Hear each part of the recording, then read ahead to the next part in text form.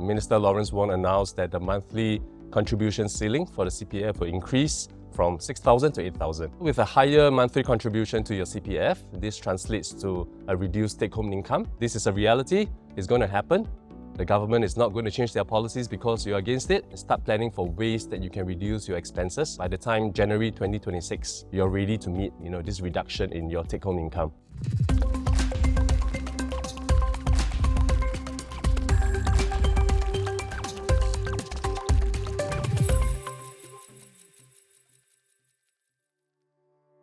CPF forms the foundation of our retirement strategy, exploring additional avenues to boost our CPF savings for increased lifetime payouts and supplementing them with diverse income sources is essential for funding our golden years. What implications do the recent CPF changes hold for your future?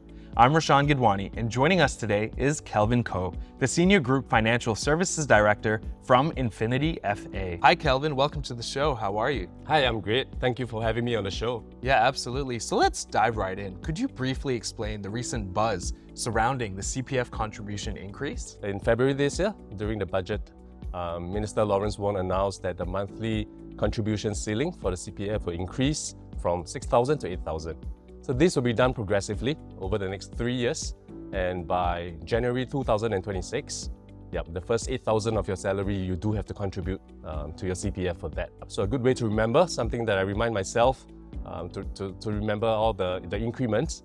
So I use 4 digits to help myself, is 3566. So for September 2023, it will increase by 300, and in January 2024, it will increase by an additional 500. And in January 2025, it will increase by an additional 600. And finally, in January 2026, the final 600 to reach 8,000. I know many of us are probably scratching our heads, worrying about how these extra contributions might squeeze our monthly budgets.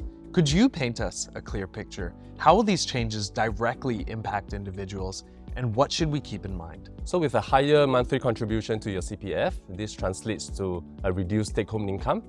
So assuming you're earning $8,000 per month, in September 2023, your take-home income will be reduced by $60 a month. And by the time January 2026 comes, your take-home income will be reduced by $400 a month. So the immediate impact that most people will feel will be they might not have enough liquidity for their immediate needs. An important point to note is the annual ceiling limit for your CPF contribution has not been increased, even though the monthly ceiling limit has been increased. So the annual limit is still at $102,000. So if your annual package is in excess of $102,000, effectively you're not affected by whatever changes that's been made. So even though every month your take-home income is lesser, this will be made up by your bonus at the end of the year. Because you have to make less contributions on your bonus at the end of the year. So how should people deal with this $400 reduction in their take-home income? So preferably they should reduce their monthly expenses, cut the areas that are excessive, so that you have additional $400 of savings every month. Alternatively, they can also reduce whatever budget they've set aside for their longer-term planning, for their own retirement. They might have a monthly contribution to an investment plan. So go and explore. Is it possible for you to reduce your commitment to the investment plan by $400 a month?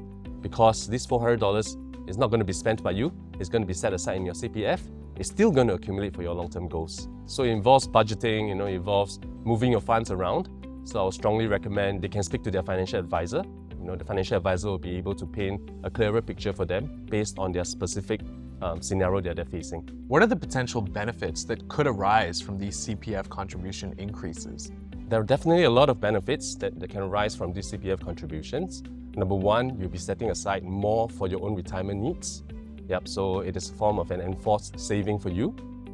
On top of that, whatever you save, your employer is going to contribute even more to your CPF. So with these two benefits working together, you'll be assured that you have a significantly higher retirement nest egg by the time you are 55 or 62. As we conclude our discussion, can you give any final advice to our viewers who are concerned about the increases in CPF contributions? There are 3 groups of people that will be affected by this increase. So the first group of people are those that are not supportive of this increase. So they are probably spending almost all of their take-home income every month. So if I were to tell them that they will get $400 less they will struggle with meeting their obligations. Yeah. So for this group of people, my advice for them, this is a reality. It's going to happen. The government is not going to change their policies because you're against it. Yeah. So it's important that you meet up with your financial advisor and start planning for ways that you can reduce your expenses over the next 3 years, so that by the time January 2026 comes, you're ready to meet this reduction in your take-home income. For the second group of people, these are the people that are fully supportive of the government scheme because they understand that by contributing more to their CPF, they will be accumulating more for their retirement.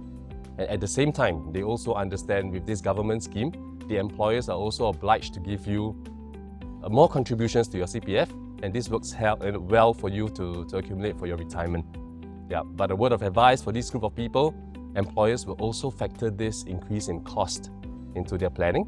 Yeah, so you might see a stagnation in terms of your salary increment over the next few years. Yeah, so if you have been used to a steady increase in your salary every year, yeah, just keep a lookout. Will this increase still happen over the next 3 years? But the final group of people will be a group of people that understands the benefits of having a higher contribution to their CPF, but at the same time, they feel that it's not necessary for the government to implement a mandatory policy for them to save more. They prefer to keep a surplus and they prefer to do their own investments. Yeah, so I urge them to do their own sums. Yeah, run some numbers, and you understand with the extra contribution that you put in, together with the extra contribution that the employers put in, and compounded at the interest that CPF gives you, what is the rate of return that you need to make in order to get an equivalent increase in terms of your long-term savings. You've brought a lot of perspective to this interview, right, Kelvin? Thank you. That's fantastic. Thank you so much. Thank you. Let's do this again sometime. As we plan for the future, it's crucial to think about these strategies, which involve both long-term and short-term actions to safeguard your financial well-being. This way, you can concentrate on what's most important to you. You've been watching Teatime Tuesday. Until next time, keep seeking knowledge and financial empowerment.